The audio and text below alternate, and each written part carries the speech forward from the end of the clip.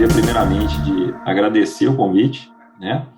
É sempre muito bom a gente estar falando um pouco sobre o nosso trabalho, sobre a importância do nosso trabalho, sobre a importância da vigilância genômica, e principalmente do lado de pessoas queridas aí, como você, como o Dr. Eric, né?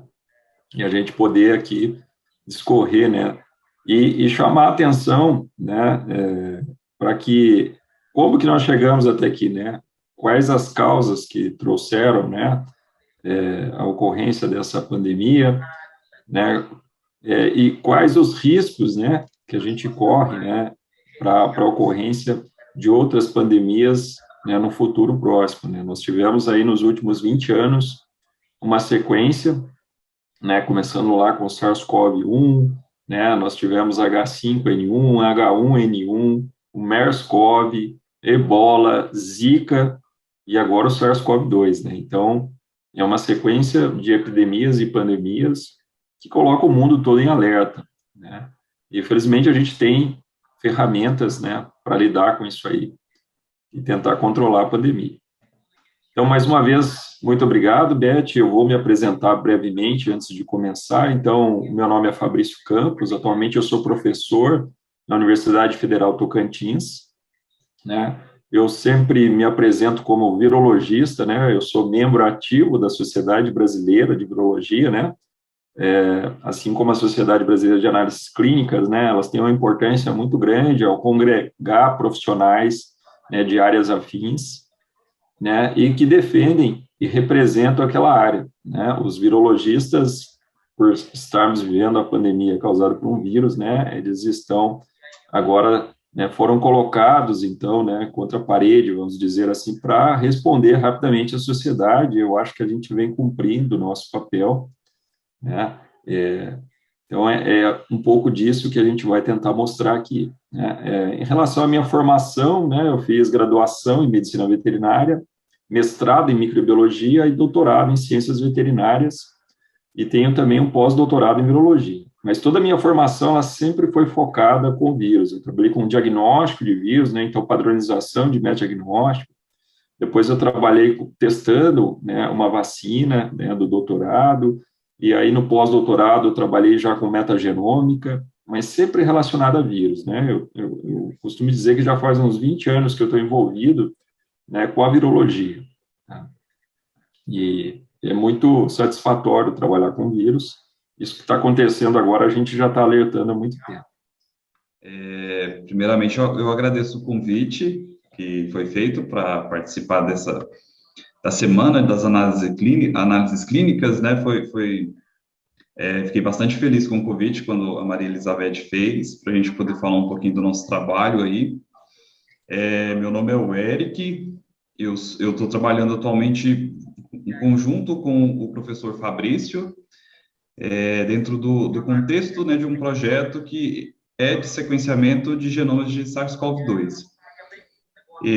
Minha formação, eu sou biólogo, eu tenho mestrado e doutorado na área de genética, e atualmente eu sou pós-doutorando da Universidade Federal do Tocantins, atuando, né, no sequenciamento do genoma do SARS-CoV-2. No decorrer do doutorado, a minha experiência toda, né, a minha linha de pesquisa toda, ela foi voltada para a genômica em um contexto diferente, era a genômica de plantas, mas eu ganhei bastante experiência com análises de bioinformática, né, dentro de um contexto de sequenciamento, e surgiu a oportunidade de mudar um pouquinho de linha de pesquisa, né, mais cair para dentro da virologia. E aí, atualmente, né, eu trouxe toda essa experiência que eu tinha antes, já no contexto de sequenciamento, e estou atuando atualmente agora, né, no contexto de virologia, voltada para o sequenciamento de SARS-CoV-2. Então, mais uma vez, eu agradeço o convite e vou voltar a palavra aí para o professor Fabrício. Bom, então, o título da minha palestra é Vigilância Genômica do SARS-CoV-2, né? E a ideia aqui, né, é falar um pouco sobre a pandemia, né? Qual a origem do vírus, né? Quais as características dos coronavírus que permitiram, então, a gente, né, tá vivendo, então, essa pandemia. Como se dá a questão do surgimento das variantes, né? E por que a gente fica mapeando essas variantes, qual a importância de fazer isso. Por que a gente denomina as variantes, por que elas têm esse nome, né, ou elas têm diferentes nomes, siglas, né, então P1, depois gama, a gente vai falar sobre a importância dessa denominação, e por fim a gente vai falar sobre a importância da vigilância genômica no controle da pandemia, né, como ela tem sido utilizada.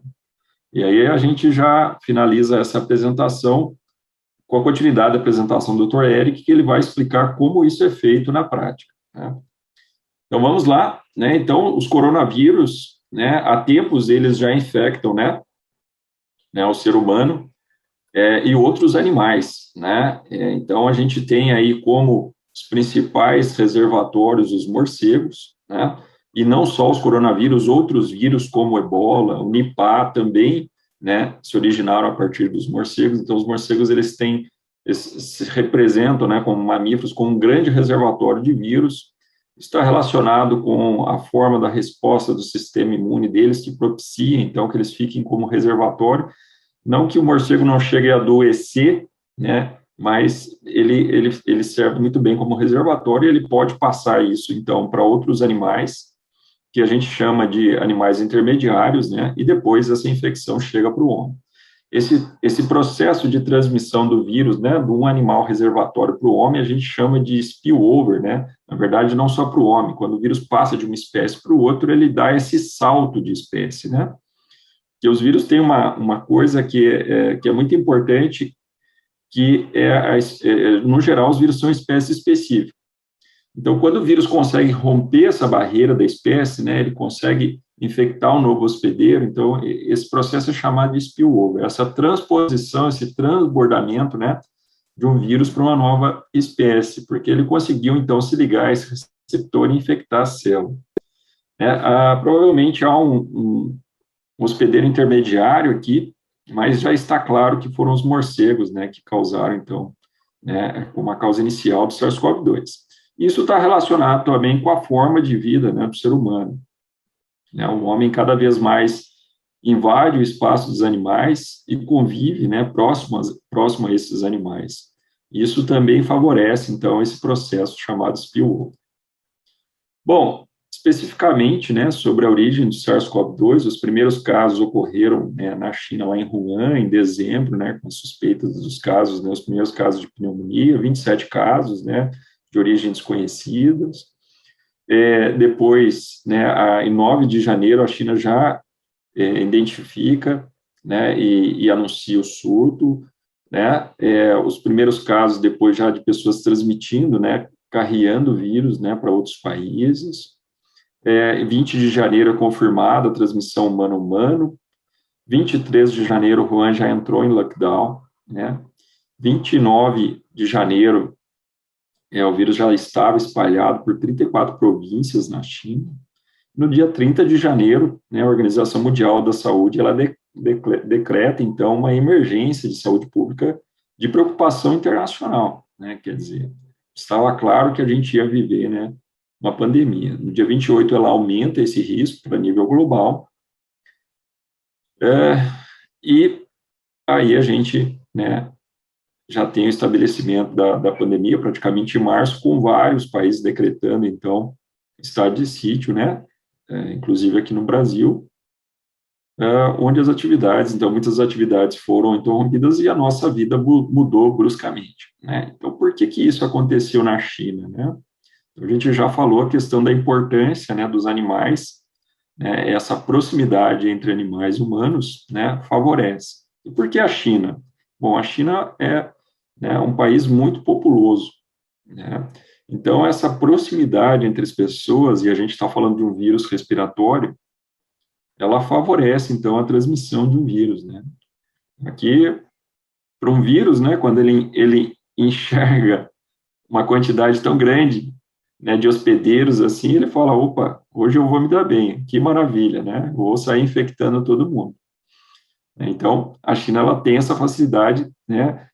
Eu costumo, às vezes, a pessoa da China visita o nosso site e eu gosto de ir lá e ver onde é a cidade, sempre chama a atenção que a cidade é sempre na casa de milhões, é a cidade de 8 milhões, 20 milhões de habitantes, são cidades muito populosas, né? Então, isso facilita, então, a disseminação do vírus. Outra questão é que, para você alimentar esse grande número de pessoas, você precisa criar muitos animais, né? Não sei se vocês sabem, mas a China é o principal criador, né, de suínos do mundo. O Brasil está só na quarta posição. E a China produz muito mais suínos, ela está muito à frente de qualquer outro país, né? Ela nunca vai ser alcançada na produção de suínos. Então, ela tem uma grande população, né, de suínos, e também aves, né? Também a gente aqui já observa diferentes espécies de aves convivendo muito próximo de humanos, né? E outra coisa que é muito comum lá na China são mercados de animais vivos, né? Nós temos aqui no Brasil também. Claro que as nossas condições de biossegurança, elas são um pouco melhores, né? Mas esses mercados de animais, e sobretudo, muitas vezes com espécies silvestres, espécies selvagens, então eles colocam humano e animais muito próximos, né? Então não foi à toa, né, que o mercado lá de Wuhan, ele foi suspeito de ser a fonte inicial da disseminação do vírus. E além disso, né, hoje nós vivemos um mundo globalizado. A China é o país, né, tudo que a gente consome hoje, se a gente for lá na etiqueta, está made in China, né, desde o computador que a gente está usando aqui, tudo. Então, ela tem uma importância na economia global muito grande, né, então isso favorece o trânsito de pessoas, então o patógeno, rapidamente, ele consegue se disseminar de um canto ao outro do planeta, né. Então, nós temos a receita pronta para a ocorrência de novas pandemias, tá? Bom, e aí nós chegamos, né, no dia de hoje, esse dado eu acabei de pegar ali 5 minutos antes, né, então a gente tem aí quase 245 milhões de casos e quase 5 milhões de mortes. Ontem à noite eu fiquei sabendo que minha professora de inglês faleceu por Covid. Então, quando a gente tem pessoas próximas assim, né, a gente fica, né, bastante ressentido, né, com um grande número de mortes, né, e isso que o coronavírus, né, se a gente for analisar, né, menos de 1% das pessoas, né, apresentam sintomatologia, e dessas ainda o percentual de pessoas que têm casos graves é menor ainda. Né? Então, não é dos piores vírus, mas mesmo assim, né, quase 5 milhões de pessoas, esse número aqui provavelmente, né, ele está subnotificado, porque se a gente analisar os casos de síndrome aguda respiratória, ou o número totais de mortes ao longo dos anos, a gente vai ver que todos os países, né, com raras exceções, tiveram aumento de mortes, e isso está relacionado, então, à pandemia. Bom, então já ficou claro que os coronavírus infectam, então, tanto humanos como animais. Os principais reservatórios são animais, né, especificamente os alfa-coronavírus e os beta-coronavírus também podem infectar humanos, e nós já temos 7 vírus que conseguiram fazer esse spillover, né, essa transmissão do homem para o animal. Então, essa convivência, né, próxima entre animais e humanos favorece, então, essa transmissão. É um genoma de RNA, um vírus de RNA com cerca de 30 mil bases, que apresenta aí vários genes importantes que codificam as proteínas que estão relacionadas, então, ao seu processo de replicação, e alguns genes desses são genes estruturais que fazem parte da estrutura do vírus, como é o caso da spike, né, que aparece em verde aqui, que se liga, então, ao receptor celular. A gente vai focar bastante nesse gene aqui, nessa proteína, a gente vai explicar o porquê. E ao longo da história, o que aconteceu, na verdade? Esse genoma, da forma que ele se representa, ele foi sofrendo processos de recombinação que favoreceram, então, a transmissão, né, do vírus de um hospedeiro para o outro, até chegar no ser humano, né? Então, além, né, do processo de mutação pontuais, a gente também tem, né, recombinações favorecendo, então, essa troca de segmentos, né? E isso favoreceu também essa transmissão. A gente não tem como estimar quando isso vai acontecer, e por isso que é tão importante a gente acompanhar a evolução dos vírus, né? A gente vinha fazendo isso muito bem para o vírus influenza, por exemplo, mas eu acho que ficou claro que isso precisa ser feito para todos os vírus, né? Ninguém esperava uma pandemia com impacto tão grande a partir de um coronavírus, embora ele, em 2002, né, 2013, ele já teve uma epidemia, né, em 2012 depois, então estava claro. A gente teve recentemente o Congresso Brasileiro de Virologia e nós tivemos lá um pesquisador chinês que ele, em 2016, ele publicou um artigo na Cell. Na conclusão do artigo, eles colocaram que não era questão, né, se ia ou não ter uma pandemia por coronavírus, era só uma questão de quando, né, e esse quando, na verdade, ele ainda disse, estava mais próximo do que a gente imaginava, né? Então, para muitos virologistas, isso não foi uma surpresa. E a grande questão, né, dessa evolução do vírus e dessa infecção de diferentes espécies está relacionada, então, com mudanças, principalmente, né, na proteína spike, né, que ela se liga, então, ao receptor ACE2, né? Então, para a gente ficar mais simples o entendimento, é como se fosse uma chave fechadura. Então, para o vírus conseguir, né, se ligar ao novo receptor, né, ao receptor de um novo hospedeiro, ele precisa se encaixar ali. E essas mudanças, né, que acontecem nessa proteína, né, na spike, ela favorece esse encaixe. E quanto melhor for esse encaixe, né, mais rapidamente o vírus consegue, né? Então, primeiro que se ele consegue ingressar, então esse é o primeiro passo. E segundo que o quanto mais perfeito for esse encaixe, mais rapidamente ele consegue, então, penetrar, e se entra mais vírus na célula, vai ser produzido mais vírus, a pessoa vai excretar mais vírus, vai contaminar mais hospedeiros, que é o que está acontecendo com essas variantes. Elas têm uma capacidade, né, de infecção e de replicação, né, maior devido a isso, elas se ligam mais facilmente, a gente vai explorar essa questão. Então, por que a questão dos receptores é tão importante? Porque é ele que determina o tropismo tecidual do hospedeiro, né? Então, o vírus, como eu disse, né, no início, geralmente ele é espécie específica, com algumas exceções, tem vírus que conseguem infectar mais de uma espécie. Os coronavírus, eles se ligam ao receptor celular específico, geralmente o ACE2, né? Diferentes coronavírus, mesmo de gêneros diferentes, podem utilizar o mesmo receptor, e mutações na spike, né, ela favorece, então, essa adaptação a novos hospedeiros, que foi o que aconteceu com o novo coronavírus. Tá? Então, à medida que o vírus foi sofrendo alterações, né, na spike, ele conseguiu se ligar ao receptor ACE2 e aumentar essa efetividade de ligação, promovendo, então, a sua entrada. Então, esse processo de ligação do vírus na célula a gente chama de dispersão. Ele é o processo mais importante do ciclo de replicação viral, porque depois que o vírus entra na célula, ele vai se replicar.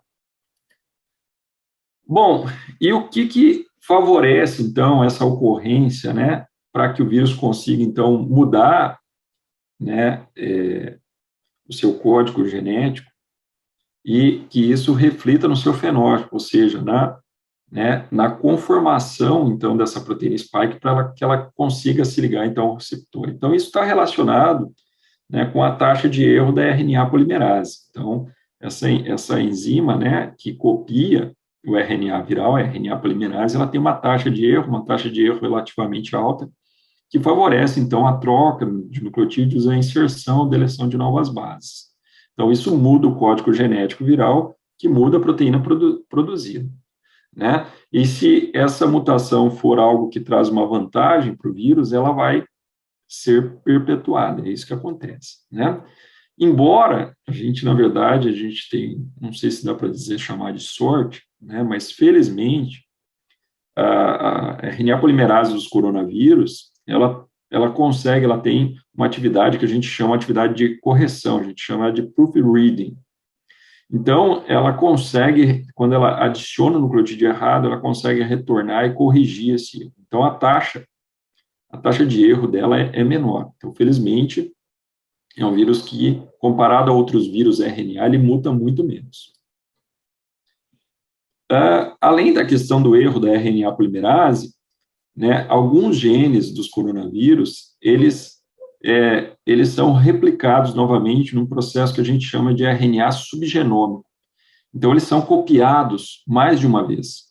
Então, esse fato de você copiar, e entre eles, vejam só, está aqui, ó, o gene que codifica a spike.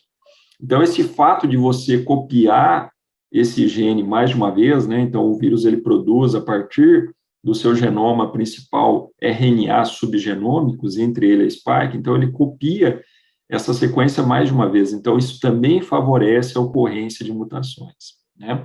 Então, é muito importante que a gente estude e entenda essas características do vírus, porque isso vai refletir, né, na pandemia, na capacidade de replicação, de infecção do vírus. Então, é muito importante que a gente entenda essas características básicas, né, do vírus.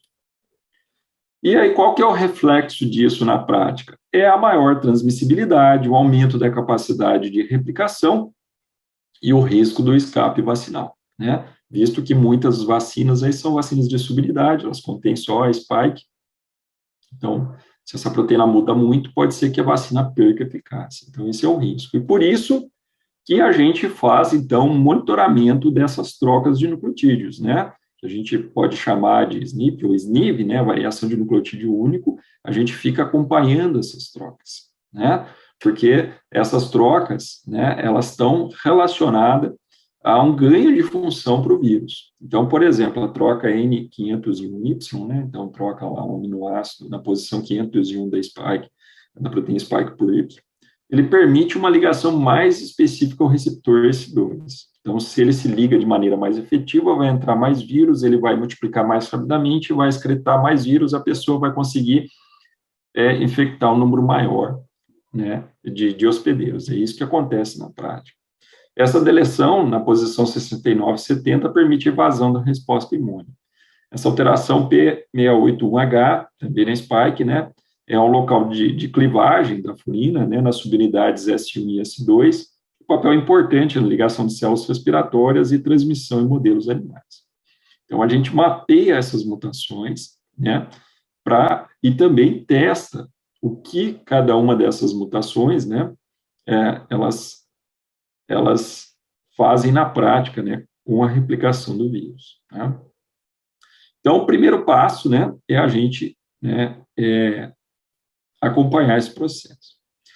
E algumas variantes virais, né, então, o que é uma variante viral? Na verdade, variante viral é qualquer vírus que tem alterações em relação à cepa original, que é a cepa lá de Wuhan. Então, na verdade, hoje, você tem milhões de variantes virais, mas algumas delas, elas concentram um conjunto de mutações, né, que elas se tornaram o que a gente chama de variantes of concern, ou variantes de preocupação, né, porque esse conjunto são várias mutações, né, não só na spike, mas principalmente na spike, que trazem vantagem para o vírus. Então, a gente fica acompanhando, principalmente, essas variantes. E para ficar mais fácil o combate dessas variantes, já que a gente tem milhões de variantes, né, você precisa identificar essas variantes principais, então a gente adotou uma série, né, de denominações para facilitar esse processo. Então, a Organização Mundial da Saúde, ela resolveu chamar, então, de alfa, beta, gama, né, mas a gente tem softwares que classificam, então, essas variantes, né, essas linhagens e sublinhagens, e nós temos também, né, um software que faz também essa determinação dos clados, né? Então, por isso que quando a gente olha assim, né, nossa cepa alfa, que é uma variante of concern, né, que surgiu lá no Reino Unido, então ela está no clado 20i, né, ela tem essa mutação principal aqui, 501Y, e ela V1 porque foi a primeira variação detectada, e ela também chamada de B1.1.7, né, que é a linhagem que é classificada lá no pangolim.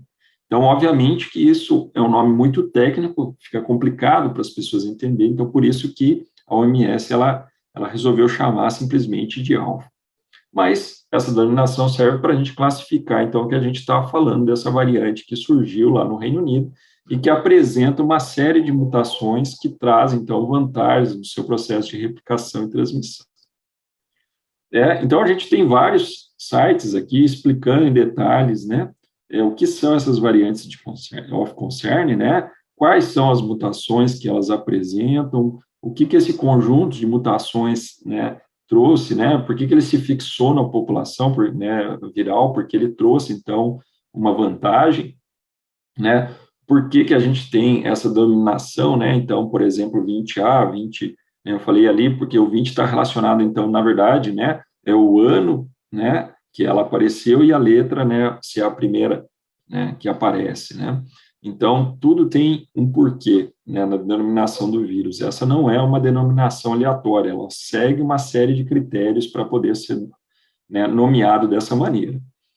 E, além disso, né, não é simplesmente porque ela tem essas alterações, é porque esse conjunto de alterações fez que, à medida que o vírus fosse, né, se replicando na população, ele fosse substituindo, né, essas novas variantes, né, porque elas apresentam um conjunto de mutações que trazem vantagens para ela fosse substituindo, então, as variantes anteriores, né? Então, isso a gente viu muito bem acontecer com a gama e depois agora, né, a delta substituindo a gama.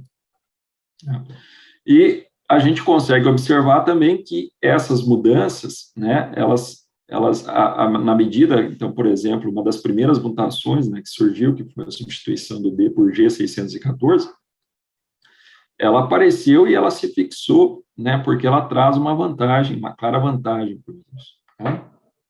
Então, a gente acompanha, né? Então, e para a gente acompanhar esse processo, a gente só tem uma maneira, que é, então, detectando, né, o coronavírus e sequenciando, para saber, né, aí quais são as alterações que ele acontece. E a gente tem que fazer isso em diferentes lugares, em um grande número de pessoas, para poder saber se aquele conjunto de mutações ou aquelas novas mutações estão, né, foram fixadas na população e trouxeram vantagens e estão permitindo, então, que o vírus ele substitua mutações anteriores. Por isso que a gente faz esse acompanhamento, né? Então, falando das principais variantes, né, então a alfa, ela provavelmente surgiu lá no sudeste, na Inglaterra, né, ela tem várias mutações na spike, principalmente essa troca na posição 501, e também tem uma deleção, e tem vários estudos, né, com várias mutações, mostrando, por exemplo, uma alteração na ORF8, né, está associada com uma diminuição da gravidade do quadro clínico, né? Então, era isso que a gente esperava, na verdade, no início da pandemia, que à medida que o vírus fosse replicando, que, embora ele ganhasse, né, na sua capacidade de replicação, mas que ele fosse, se tornasse menos virulento. E não foi isso que aconteceu, né? A exemplo, a gama e a delta. Então, isso foi uma coisa que surpreendeu os virologistas, né? E por isso que foi importante, né, a gente ter corrido aí com a vacina e ter disponibilizado a vacina, porque a vacina, né, além das medidas não farmacológicas, são as únicas ferramentas efetivas que a gente tem para frear a circulação do vírus e o surgimento de novas variantes, né? Então, a beta, ela surgiu, né, na África do Sul, ela também tem essa mutação 501, daí ela foi chamada V2, porque, né, foi a segunda que foi detectada. Ela tem também várias mutações importantes na spike, né? Ela não tem essa deleção que tem na alfa, mas ela tem outras mutações que também trouxeram, né, algumas vantagens no seu processo de replicação. A gama, a gente acompanhou muito bem o surgimento da gama e tudo que ela causou, principalmente, né, lá em Manaus, com pessoas morrendo por falta de oxigênio, né? Então, esse descontrole, né, da pandemia no Brasil, ele favoreceu, né, inclusive a gente tem um trabalho mostrando isso, o surgimento, então, né, dessa variante.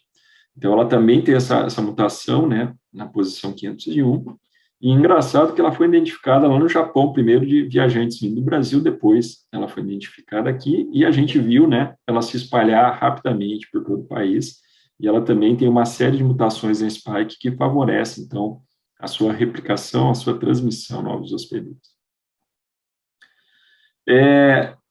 Alguns estudos mostraram, por exemplo, que essas mutações na spike fazem com que ela seja de 1,7 a 2,4 vezes mais transmissível, né? essas mutações também aparecem na alfa e beta, e isso é muito interessante, porque essas variantes, elas surgiram em diferentes regiões do planeta, e elas sofreram um conjunto de mutações, e muitas dessas mutações são as mesmas mutações, na mesma posição. E isso, na verdade, ele indica, então, um processo de evolução convergente. O que é isso? Na verdade, é uma mutação que ela traz uma vantagem para o vírus.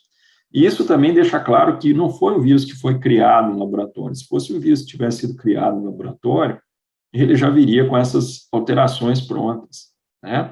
Então, esse foi um vírus que surgiu, né, na natureza, e a gente está acompanhando a evolução dele em tempo real, né? E muitas dessas mutações, elas aparecem em diferentes partes do mundo, na mesma posição, dada a essa vantagem, essa característica da evolução convergente. Então, é muito importante que a gente entenda isso e não fique falando bobagem, por exemplo, porque os chineses criaram um vírus, foi um vírus criado no laboratório. Não, nada disso, foi um vírus de origem, né, que surgiu a partir de morcegos, e isso está relacionado, né, com a ação predatória do homem, né? Na verdade, o homem ele não quer assumir a responsabilidade sobre isso, e ele fica colocando, né, culpados, né? Porque é mais fácil você culpar um governo do que você entender a complexidade, né, que está relacionada à natureza. Então, semelhante ao SARS-CoV, as mutações na região, né, RBD pode aumentar a afinidade de ligação do vírus ao receptor EC2, né? Então, esse é o coração, né, a região de ligação ali do domínio, né, da spike, que permite, então, essa ligação com o receptor. Então, pequenas mutações ali favorecem, então, essa ligação. Isso favorece, então, a entrada de mais vírus na célula, mais vírus entra, mais vírus é produzido, mais vírus é transmitido, né? Porque você replica, assim, entra mais vírus na célula, ele replica mais, em maior quantidade, você vai excretar mais vírus. Isso vai favorecer, então, a transmissão do vírus. Num cenário onde muitas pessoas não estão usando máscara, né, não há medidas restritivas de circulação, o vírus pode circular livremente e causar, né, aquele caos que a gente acompanhou em Manaus. E a Delta, né, essa última variante de preocupação, com várias mutações também, novas mutações, também resulta em maior nível de transmissão, foi detectada, né, na Inglaterra em março, e se tornou a linhagem predominante na Inglaterra, depois nos Estados Unidos, agora no Brasil, né? E ela está relacionada a um quadro clínico mais grave, né, do que a alfa, por exemplo, né? E aquilo que eu comentei, várias dessas variantes, elas contêm mutações, alterações, que são as mesmas, que são mutações convergentes, que trouxeram uma vantagem, né, e ocorreram de maneira independente, né? Isso que é interessante. E é muito importante que a gente mapeie, então, essas mutações para a gente acompanhar a evolução do vírus. E aí que entra o sequenciamento, né? Então, a importância da vigilância genômica, né, é para obter, então, genomas completos, né, num fluxo de trabalho simples e rápido. O ideal é que você, claro que não tem como você sequenciar todos os genomas virais do mundo, você nem precisa fazer isso, mas você precisa sequenciar um percentual desses genomas para acompanhar quais são as variantes que estão circulando e se o vírus está evoluindo ou não. E isso é importante que você faça quase que em tempo real. Então, você tem que... Não adianta você querer analisar amostras que ficaram estocadas no freezer há 2 meses, né? Você vai tirar um retrato de um passado que já não existe mais. Você tem que acompanhar isso praticamente em tempo real. E aí entra aqui a importância das análises clínicas, de laboratórios bem equipados, de recursos humanos treinados para fazer isso e dar uma resposta, né, em pouco espaço de tempo. Então, você precisa monitorar essa evolução, determinar quais são as variantes circulando, né, acompanhar quais as mutações que ela tem, para que essa informação seja usada, né, pelos órgãos competentes e dê uma resposta de saúde pública. Os países que fizeram isso, fizeram monitoramento de contatos, isolaram essas pessoas, foram os que conseguiram controlar a pandemia de maneira mais efetiva, né? Então, na verdade, tem que ter um casamento de ações, né? Não é a detecção, o monitoramento genômico, na vigilância genômica, é só o primeiro passo, né, dessa cadeia, que ela tem que funcionar de maneira integrada. Então, a gente ficou claro que, embora a gente tenha o SUS, a gente tenha, né, várias vantagens aqui no Brasil, em comparação a outros países, mas a gente precisa melhorar esse sistema de vigilância, né, e de detecção e de rastreamento de contatos, né? A China fez isso, por exemplo, usando um aplicativo de celular. A gente também já podia, né? Hoje praticamente todo mundo tem um celular, né?